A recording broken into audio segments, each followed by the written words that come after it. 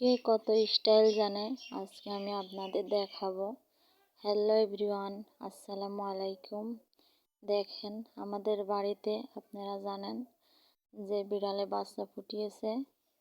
এটা আমি গ্রামের বাড়িতে এসেছি, ওখানে দুইটা বাচ্চা, আর এখানে এই যে আমার মিনিকে তো চেনেনি সকলেই। মিনি দেখেন কিভাবে বসে আছে, আর ওইদিকে ওই বিড়ালের বাচ্চার মা, আর এদিকে বাচ্চা দুইটা কিভাবে ঘুমাচ্ছে। মানে বিড়াল আর বিড়াল, যেদিকে দেখাবেন শুধু বিড়াল আর বিড়াল। এই বিড়ালের একটা কাহিনী আপনাদের সঙ্গে আমি বলি।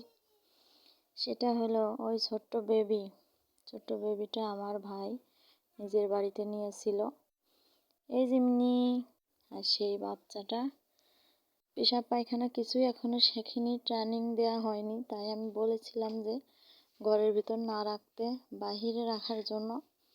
আর তাই বাইরে হয়তো বড় একটা বিড়াল এসেছিল, এসে ওকে ভীষণ ক্ষত বিক্ষত করেছে। ওর জন্য দোয়া করবেন। এই যে সেই বেবিটা, এটা ওর ভালো ভিডিও আগের, আর বর্তমান যে পরিস্থিতি সেটাও আমি আপনাদের সঙ্গে শেয়ার করব। ওর অবস্থা খুবই খারাপ, আপনারা দোয়া করবেন। আমি ওকে ব্যথার ওষুধ খাইয়ে দিয়েছি, আর একটু দুধ খাইয়ে দিয়েছি ড্রপে করে। এখন একটু সুস্থ আমার কাছে মনে হচ্ছে, তারপরেও বলা যাচ্ছে না, আল্লাহ ভরসা।